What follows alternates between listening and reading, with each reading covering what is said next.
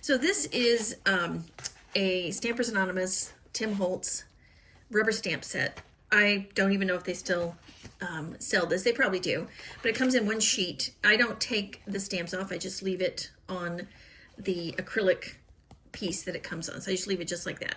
Okay, the second thing I do is you're going to want to use Golden Open Paint. And they have these in different colors. I prefer black just because black, I think you can, add color to it if you need to, or leave it black and white.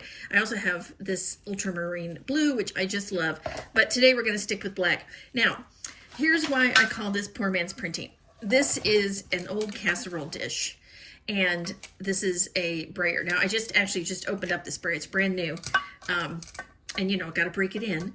So this will actually dry on the casserole plate. And before I go any further, I want to show you, you can just leave it like this, or when you're done and it's all dry, you can take a razor and, with just a very little effort, you can pull this up, and then you have like some acrylic skins that you can save and use later if you want to. So the casserole dish, it's very, very easy to scrape off that extra paint or just leave it. Okay, so here's how I do this. I take the Golden Open paint, and the reason Golden Open works so well is this is especially formulated for slow drying, and it has a really nice consistency to it. And in this way, when you put it on the plate, it's going to take a little bit of time to dry, especially because it's also on glass, but you'll be able to use this repeatedly while it stays wet. So I'm going to set this over here. And then the reason we like it to stay a little bit extra wet is because now you can kind of take your time and roll this onto your rubber stamp set.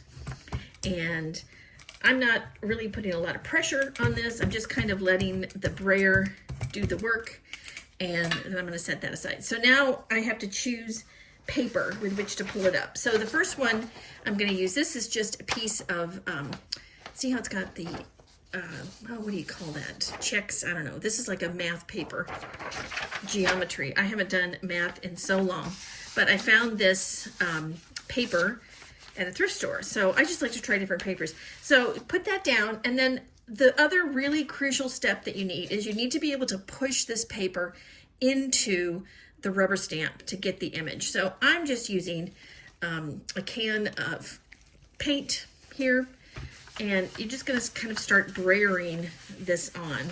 And again, poor man's printing. You really just use anything you have that has a smooth bottom, has some weight to it, a little bit of weight, and that you can just kind of glide along and you don't mind getting paint on it. So in this case, this already has paint on it, so I don't really care. So I am pressing down fairly firmly. I mean, I'm not using a ton of force. I'm not really muscular. So anyway, and you can probably start to see that the ink is kind of coming through. Or I shouldn't say ink, I should say paint. And then you peel it off, and look at this beautiful print that you get. Now, a couple things I want to point out. First of all, the fact that this paint and this process allowed for these very delicate areas to be printed onto the paper. A lot of times, if you do this, I'm going to quote the normal way, where you take the stamp and press the stamp onto paper. You don't always get those crisp edges and the crisp image that comes up, because there's a lot of detail in these stamps. Okay, so I'm going to do another one on a different kind of paper. So this time I'm going to use wet strength tissue paper. Now, wet strength tissue paper is very similar to just regular tissue paper, except that it has that wet strength component to it. And what that means is, whereas regular tissue paper, I'm tearing it up back here, whereas regular tissue paper will sometimes fail because it's just very delicate, the wet strength tissue is pretty strong, and you can do a lot to this paper and it will still hold up for you. And then the other bonus thing about the wet strength transfer paper, tissue paper, gosh, I'm getting it all right. It's wet strength tissue paper, and it's made by Carnival brand. and I will put a link in the description so you can find it. But when you apply the wet strength tissue to your mixed media, and if you use the right medium, it will show up as a transparent piece. Okay, so there's the wet strength tissue paper. And again, notice how you're getting all kinds of detail and there's paint on the back there. Okay, so the other kind of paper I'm going to show you now. And again, I haven't refilled my paint. I'm still using the same glob of paint that I put in my casserole dish. Okay, let me just get that on there. Okay, this time I'm going to use a textbook page. And let me find it here. So here's a textbook.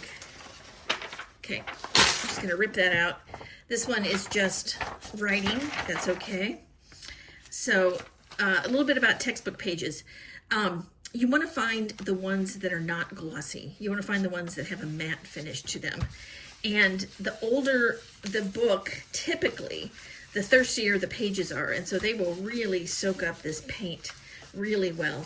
And I like to incorporate some typography into my work. And so this is one way to do it. I'm just printing right on top of paper that has words on it. And I do like it that the words are now upside down. But again, you can see the nice crisp image that we got. Okay, let me try one more, and then I think we're gonna be done here. Okay, one more. And I'm not really careful with tearing my pages out, by the way, because when I do use this, eventually I will just paint over it. You can, you know, use colored pencils or just whatever. Okay, and this is going to be my last one because I feel like you have the hang of it now. But I think that there's two things that are crucial here. The first one is using the glass casserole dish to hold your paint and allow you to brayer that paint over and over again, keeping it in a plate. You know, the glass dish, it has the sides, all that kind of stuff. And using the Golden Open, which gives you a slower drying time. See, that looks great too. And then making sure to use something kind of heavy that you can brayer the paper and make sure to get a good image. Okay, I'm going to show you some that I've already made. Okay, so this one is wet strength tissue paper. This is the math paper. See, it's got the grids on it.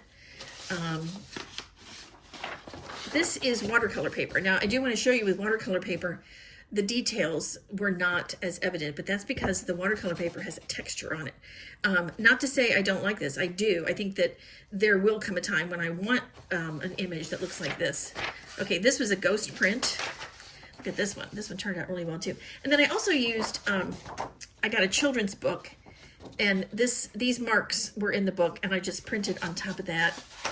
This is just a piece of Bristol paper. Or no, wait a minute. This is from a textbook. Okay, also a nice thirsty textbook.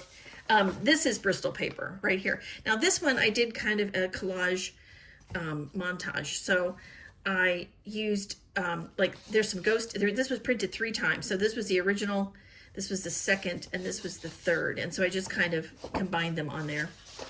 This is another textbook page. This is another math page. And then my last one is rice paper. And I really liked the way rice paper picked up the details. And I had previously printed out the number 3, and then I just put this on top. And you can even see from the back, it looks nice. So if you can get a hold of some rice paper, anything that's delicate would work. And then these are just scraps of paper that I made into bookmark form. And I thought these would make, you know, nice bookmarks. I'm not usually in the business of making bookmarks. And here's another page. This is from a calendar. I don't know if it's Chinese or Japanese, but it's that really thin, kind of washi type paper. And I printed right on that, and that worked out really well too. Okay, so I think that's it. Here's another Bristol page. This one didn't get all the detail, but I like it that it's really, really dark. Okay, well that is all for now, and I hope that you will try this yourself.